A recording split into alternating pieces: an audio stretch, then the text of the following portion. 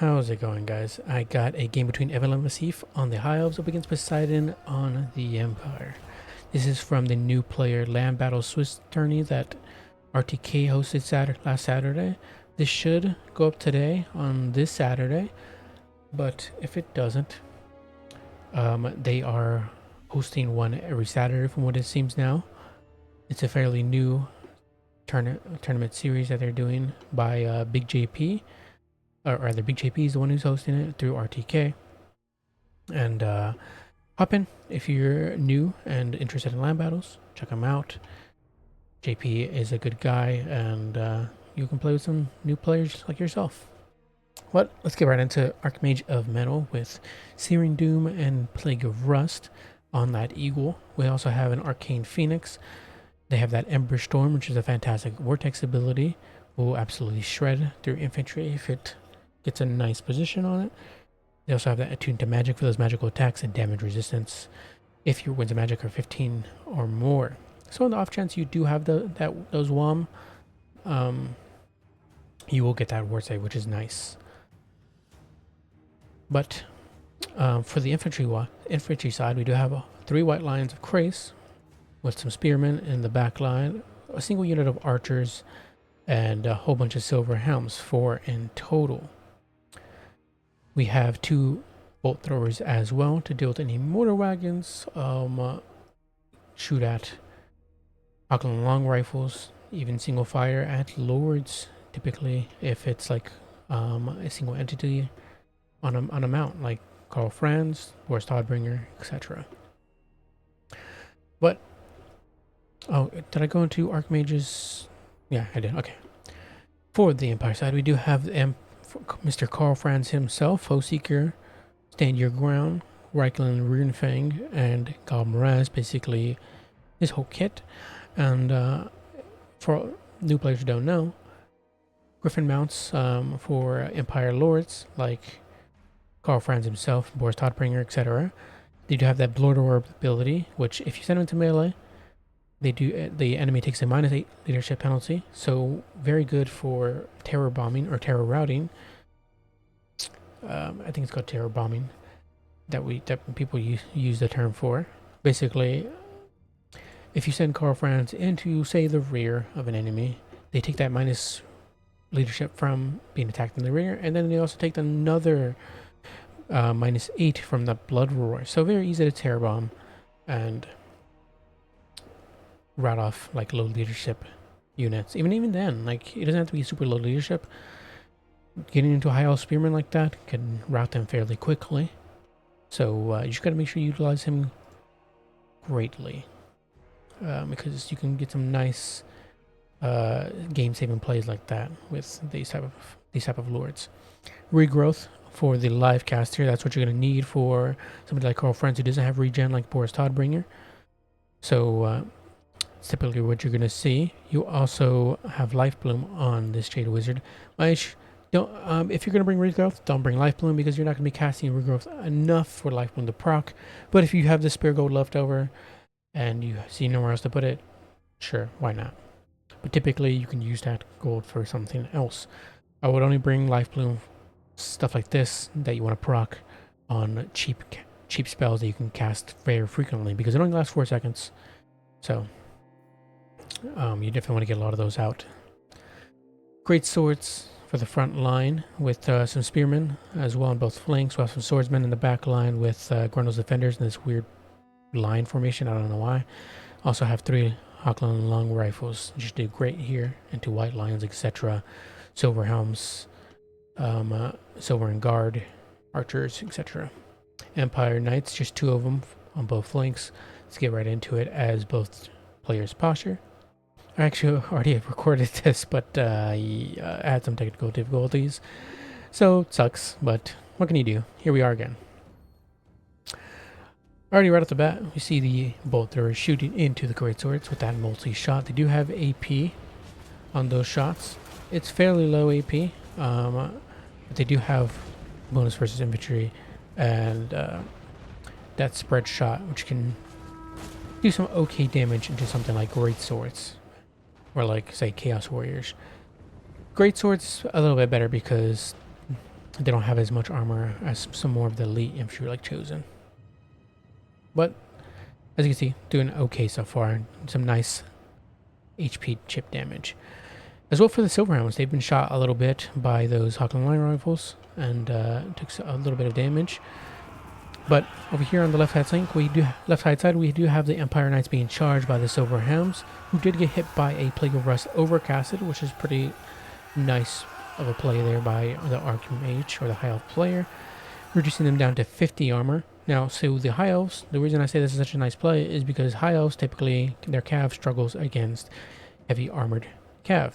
They only have, like Silverhelms, for example, only have 9 AP, so it's very hard for them to get through Empire Knights. Empire Knights will typically trade up very well into them and hold off most of the cav for the High Elf side, aside from maybe Dragon Princes. But that is why Plague of Rust is brought here, and it helps that engagement a lot, and it lasts quite a long time if you do an overcasted version. So definitely worth it. Should check it out if you're a High Elf player, new High Elf player. But multi-shots still going into those great swords, and we return though, we do have the Hawkland rifles now in range of the bolt throwers, at least these two are, and now they're doing great damage into the crew of those bolt throwers. If you see that the Hawkland long rifles are in range of your,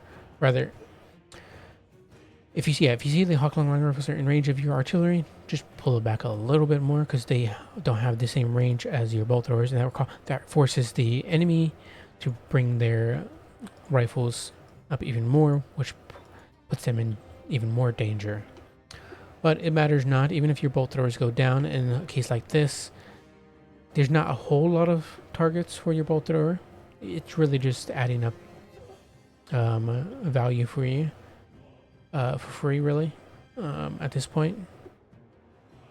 But if you really need them to deal with the Hawkland rifles, definitely just pull them back. And I definitely think they could provide some good utility to those Hawkland long rifles. Either way, left-hand flank, we do have the Empire side now starting to win thanks to the help of Karl Franz, and this is what Karl Franz needs to be, helping out with the cav side or the infantry engagement. We do have a Searing Doom hitting those Hawkland long rifles. Do we see an Ember Storm from the Arcane Phoenix? No. Hawkland rifles do get pulled back, and Ember Storm wouldn't do great there anyways. It's much better against bunched up infantry or cav. Silverhelms tying down these Empire Knights and doing good into them, but Spearmen are coming after them, so the Hive player pulls them back. These Silverhelms are going to be able to get into the backline hopefully, but the Grandos defenders are responding rightfully so, though the issue is that there's not enough to stop all of this from the High Elves. As you can see, the Silverhelms are going to get a charge in here on these Hawkland Warring Rifles, and the White Lions are going to help as well, and they're going to absolutely shred apart these Hawkland Warring Rifles, unfortunately. These also get routed off. We do still have one up and about, but not looking great so far for the Empire side. A Searing Doom hitting these great swords, going to be some good value there. Absolutely doing some great damage into them and might cause them to rout. And an Ember Storm hitting these great swords is going to do fantastic work. As you see this little bunched up infantry there, that's a perfect spot for the Ember Storm, and it's going to do wonders for the infantry engagement. White Lions trying to drag down these Empire Knights, and same with the Swordsmen as well. We do have another engagement from those Empire Knights into the Silverhelms, and as you can see, not going great for the Empire Knights, though we do have some Spearmen supporting as well. So bolt throwers still shooting in. What are they shooting at right now? They're just finishing off those long rifles. We do have some Silverhelms in the back line waiting to get a good engagement. Grundle's defenders trying to pull down these White Lions, or at least trying to pull down something else. I don't know what it is. The Silverhelms? I don't know. But the Empire Knights get a charge in here. Get a rear charge here on the White Lions. Going to do okay there. Those guys are going to rout off. Silverhelm's going to get another charge here on the Grundle's defenders. The Grundle's defenders should hold them off, hopefully. What's Karl Franz doing? Karl Franz was fighting the archers, it seemed, but the Arcane Phoenix is now chasing him. At this point, we'll just turn him around or have him jump down to help out with the Silverhelms, or either on both sides. It matters not, just one of those. But yeah, you can also just turn him around, have him fight the Arcane Phoenix if need be. He would win that eventually, but he would take a bit of damage in doing so. But instead, the Carl Franz is chasing after the Eagle, but the Eagle is faster, so definitely not going to be able to catch him there. Arcane Phoenix does get an engagement with him, however, and he's going to stay there fighting. Archer's still shooting in, both Bolter's shooting in as well, getting some nice shots into the back of these great swords, and probably building up some good value there, as they've been remained mostly uncontested the entire game. Another Searing Doom going to be hitting these spearmen, and should do some good work. Some wonderful casts there by the High Elf side, and good plays all around from both players, but I definitely think this will be going to the Empire side. Carl Franz will duel it out with the Arcane Phoenix, but at this point, I don't think it is enough. Carl Franz, I don't think will carry it, especially with another Ember Storm hitting those spearmen, shredding them apart. We do have a regrowth though hitting Carl Franz. Maybe he can clutch it. We'll see. Silverhelms would lose definitely to Carl Franz very quickly. My issue is that there's so much left on the field for the Empire, for the High Elf side. I don't know. We'll see. I mean, if they can get rid of the Arcane Phoenix, the Empire side could theoretically clutch it out. We'll see. Balance of power definitely is in the High Elf favor, however. And yeah, as it starts to push more, and the High Elf, yeah, their Jade Wizard gets terrified. I definitely think it'll be going to the High Elves, and the Empire player does bow out. Yeah, if that Jade Wizard didn't tear out, I think I would say that Carl Franz, the Empire side, had a chance. But the issue is that Carl Franz was left alone very quickly. Not very quickly, but quickly. Quicker than it should be, as the long rifle still had plenty of ammunition to shoot, and they got shut down too soon. But how did the Archmage Medal do? Let's look at these values. 624. So I will reiterate, like I do in a lot of videos, but specifically for new players here, if you're watching, your gold value is not going to always represent the true value of your hero, or however you played with that unit. So if, say, for example, you used your Archmage Medal hero to stop an elite cav from charging the back of your infantry, or charging down say your Sisters of Avalorn, it's not going to show up really all that well in gold value, because they didn't do that much damage into those elite cav. All they did was a little bit of damage, but mostly just stopped them, granting your Sisters of Avalorn more time. So theoretically, it'll show up more in the Sisters, or in the whatever infantry that was engaged that you were trying to save. It'll show up in their value more, but it won't always show the true value. You can't always gauge that type of value. So the Archmage with those Plagues of Rust, it's not going to show up in that gold value because it's a debuff spell. But it will show up in the Silverhelms, which did fantastic because of those Overcasted Plague of Rust. And they did fantastic, as you can see, 1062 here, 726, 835, and 1123. The Arcane Phoenix also did great, 1926. But yeah, always just try to remember that. 1926 for the Arcane Phoenix did great. One beautiful Ember Storms, and even just fighting Carl Franz in the air, racking up some decent value. But yeah, a lot of those Ember Storms were just beautiful. Silverhelms did great, as I said, the Plague of Rust combos, and that's what you got to try to do with High Elves. Whenever you'll see in a lot of High Elf players' plays, if they do bring a Metal Caster, typically there's Plague of Rust in there as well, because High Elf Cav struggle with AP of the armor of that most factions have on their Cav. So definitely provides wonderful benefit to, say, a faction like the Empire. White Lions, I don't really like them here. I don't really see a merit for them most of the time. You're not going to have to deal with any Empire infantry. Same with the Great Swords as well. The infantry for both these factions aren't going to be a big issue unless you're playing against somebody like Ryder Rohan, who always brings Swords Masters. And if he does bring Sword Masters, then you'd bring Great Swords. But even then, Sword Masters would lose into them, so not really. You wouldn't bring Great Swords at all. But yeah, no reason to ever really bring White Lions, but they did This one did okay here. Yeah, I would just see Silver Guard or Spearman, too, typically, or Lothern Sea Guard, using that as your hybrid infantry. Both of those did good here, surprisingly. Typically, they don't put that much damage out simply because, one, their missile damage isn't that great in the first place, and two, um, they they don't have that great of range, and don't have if the other player is keeping their more valuable targets out of range of the Eagle Claw Blow-Thrower, then it's not going to get that much value, and it'll get shut down eventually. But yeah, had a really good showing here, 1439.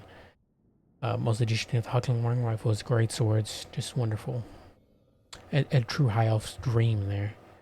Archers did good as well, just a single unit was very influential on that battlefield. Just getting some shots into Karl Franz, infantry, etc. Whittling down those great swords. 1702 on Karl Franz, he did great because he's a wonderful lord. Some people like Boris better, some people like blah blah blah better. I like Karl Franz, he's cool. Rule of cool, and he's a very good fighter. Can deal with Arcane Phoenixes, and I don't know if he'd beat Tyrion, I don't know. I have to test that out. I typically don't see either. But range side, we do have okay values on the long rifles. This one doing the better of the three. But yeah, they got shut down too early. Not enough cav for the Empire side. Definitely wouldn't bring great swords. If you do, maybe just one. But even then, yeah, more cav. You need like at least 4 cav here. If you don't have the DLC, which this player does, just Empire Knights is fine. But otherwise, you can also bring Knights of the Black Rose. They do fantastic into most matchups, even this one, as they're great holders. But yeah, everything else did fine, and the rest of the build is all right. Spearmen and Swordsmen are typically what you're gonna use. But good match from both players, both played, and catch you guys next time with another one. Bye bye.